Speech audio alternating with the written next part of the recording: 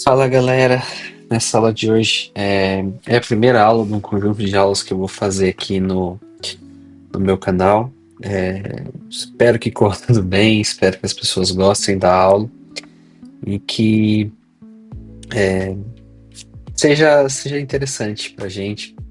Eu já tenho mexo com Nest.js há um certo tempo, eu já tenho uma experiência com esse framework, com a linguagem TypeScript.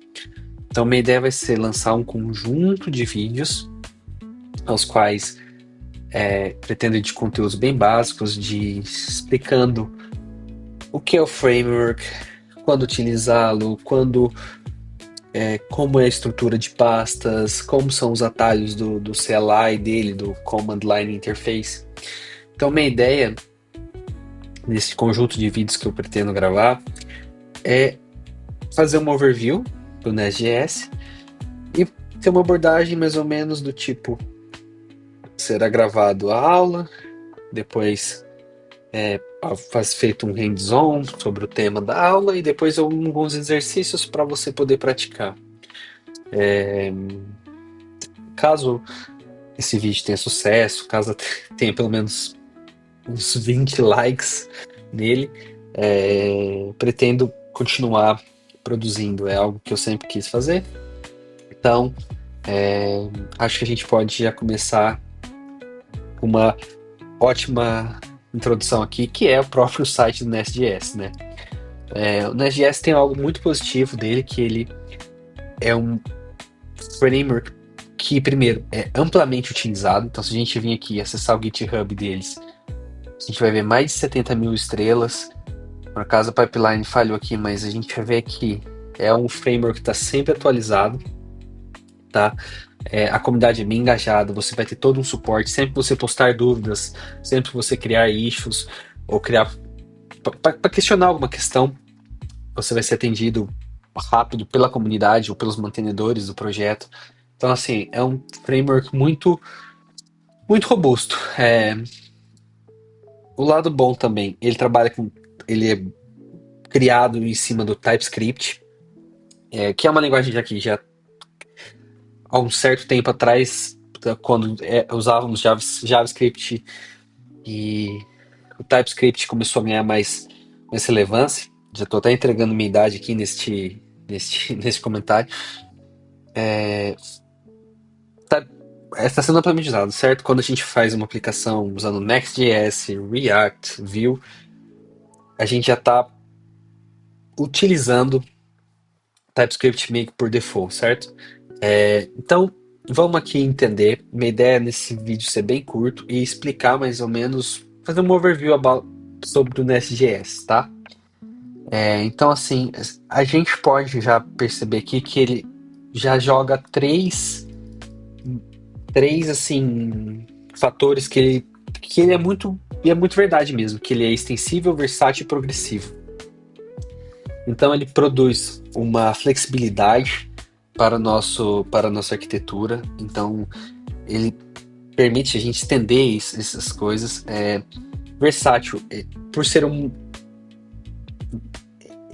por prover uma solução robusta e principalmente para todos os tipos de server-side applications, você consegue ter um back-end bem versátil para desenvolvimento da sua aplicação.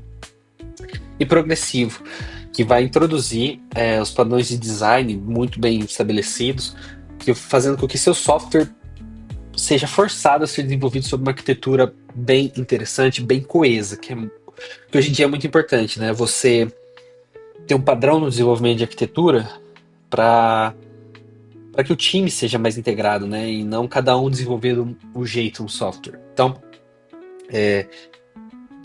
o Nest.js faz isso com a arquitetura dele, como ele é concebido, faz com que você tenha toda uma maneira de lidar com isso. Isso é muito bom porque, por um exemplo, eu já entrei em diversos projetos usando Nest.js e assim, como ele segue um padrão aos quais esses padrões de serviços, da camada de serviços, da camada de controller, data layer, etc. Embora que podem haver diferenças, obviamente, durante o desenvolvimento, o Nest.js faz com que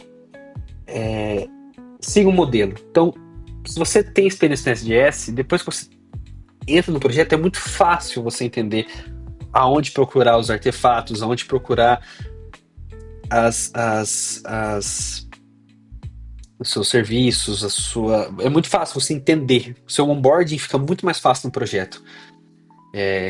Então, assim, eu acho isso muito válido, porque você acaba criando uma maneira muito única de desenvolver, né?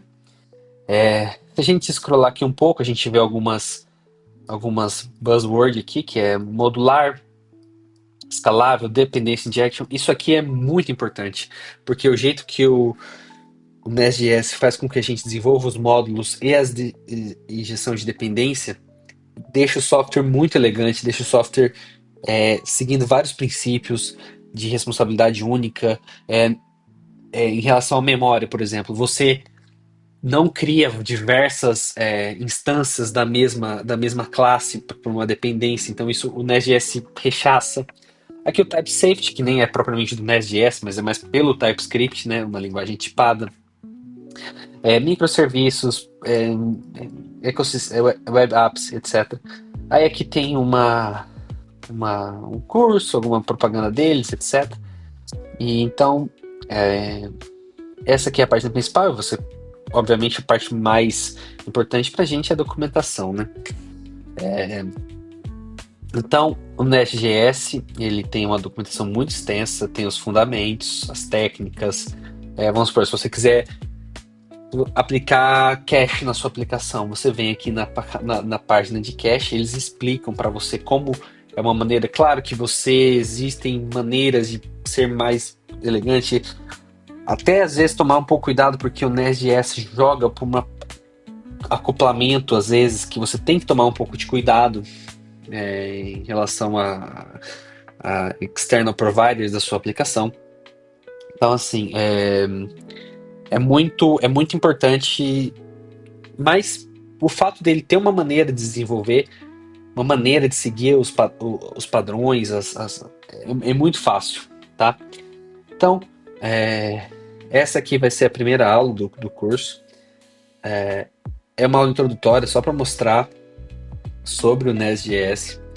Próxima aula, eu pretendo iniciar um projeto aqui, né? A gente vai seguir muito a documentação em si, certo? Porque eu acho que qualquer ferramenta, framework, linguagem, API, um package do NPM, qualquer coisa que você for usar, a melhor fonte para você buscar é a documentação oficial do projeto.